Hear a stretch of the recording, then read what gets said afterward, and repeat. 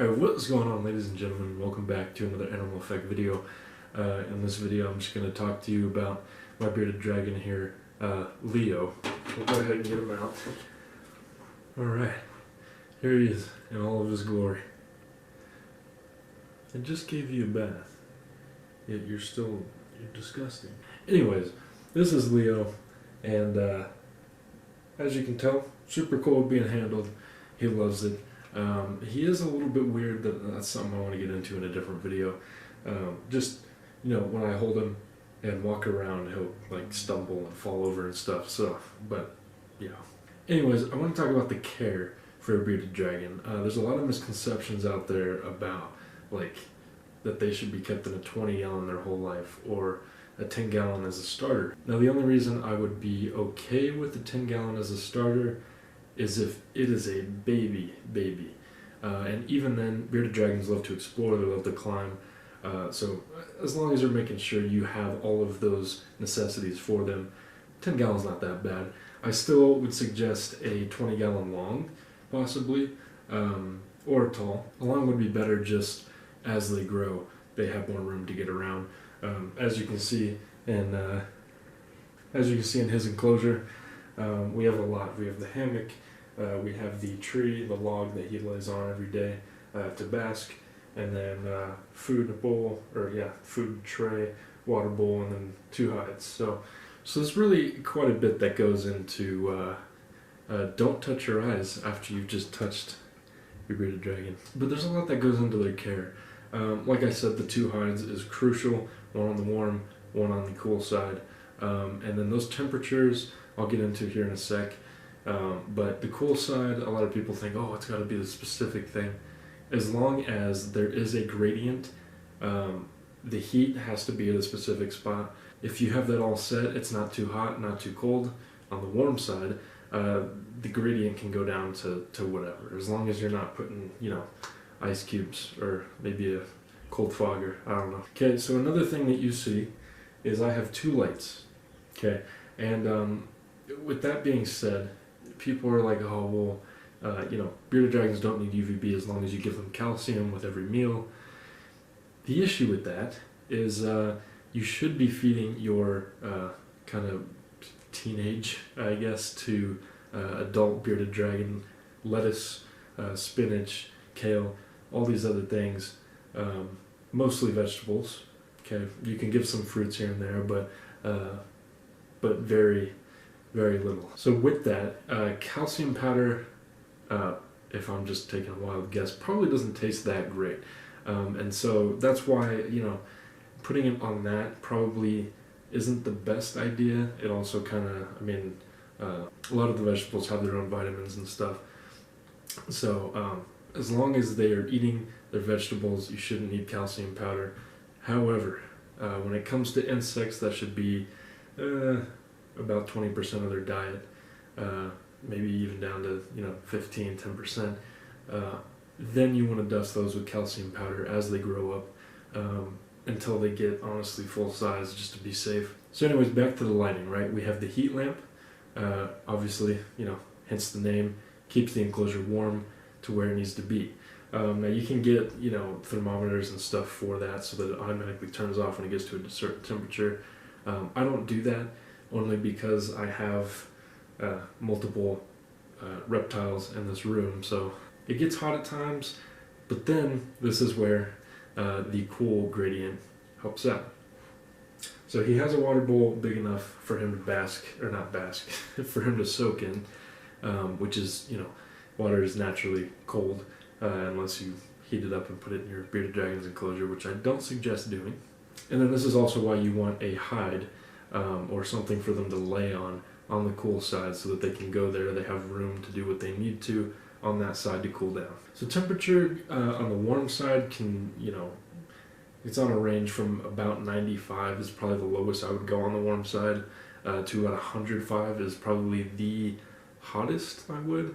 Now his enclosure, I don't have an analog thermometer, so it's a little bit difficult. I'm working on getting that, but this one's been fine. It's gotten up to like 115, which that is when, you want to either take him out, turn the light off for a little bit, do whatever you need to make sure he's not burning alive in there. Now, they are desert dwelling, which means they can't handle that, being that they're in captivity and they don't have as many places to go and hide. Just make sure you're watching out. Alright, so I've told you pretty much everything that needs to be in there. A hammock for them to climb on and rest on. You see this, I don't know if you can see it actually. There we go. You see we have the hammock, and then we have this log here.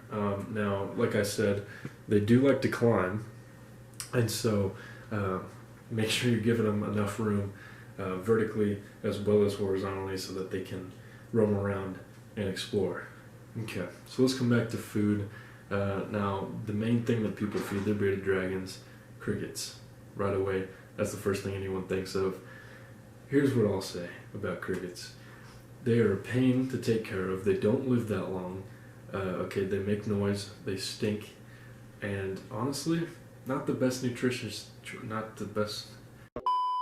nutritional choice for your bearded dragon. And so this is why I'd suggest dubiaroaches.com. They obviously sell dubia roaches, and they do sell crickets, but dubias do have a lot of nutritious values in them, I guess. Plus, they are crunchier. It stimulates your bearded dragon's senses, how it choose to feel vibe yum. But it's just overall better. They are hard to get some calcium on. This is why you maybe just put them in a bowl of just a tiny bit of water, get them wet a little bit, and then put the calcium powder on. Now, with bearded dragons, unlike leopard geckos, you don't need necessarily a moist area other than their water bowl. Leopard geckos I'll get into, but they do need that moist hide when they're getting ready to shed. Really at all times you should have it for them. Mine, for instance, does use that as her bathroom, and leopard geckos do like to stick to one spot, which is super nice. Bearded dragons, not so much. This dude poops on everything, and even at this size, his poops are huge. So be ready to be cleaning up some monster dukes. So a lot of people also say, if you're feeding calcium, you don't need UVB. If you have UVB, you don't need to be feeding calcium. While this can necessarily, they can survive on one or the other, it's still two different ways to ingest certain minerals and vitamins that they need in order to grow properly, so they don't have metabolic bone disease, which is basically where their bones don't grow properly. You'll see bearded dragons with their arm completely twisted, or their leg backwards, whatever it is. It's a terrible thing, and at that point they're just miserable, and you've ruined their life. So good job.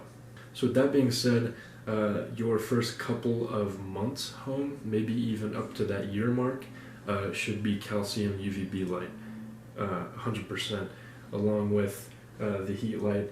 They should be on the same amount of time. About 10 to 12 hours is usually how long I keep them on. Some people say 8. You can do that. It's not going to hurt you. This is a care guide, so it's not as strict. It's not a strict set of different temperatures and hours that their light should be on. So don't freak out if it's a couple hours or minutes short. So with all of that being said, I hope this helped some beginners, possibly even some who have had a bearded dragon for a while and need some updating to do, which you're always learning. I'm not going to blame you for it unless you're doing it intentionally, to get metabolic. Oh God, here we go again.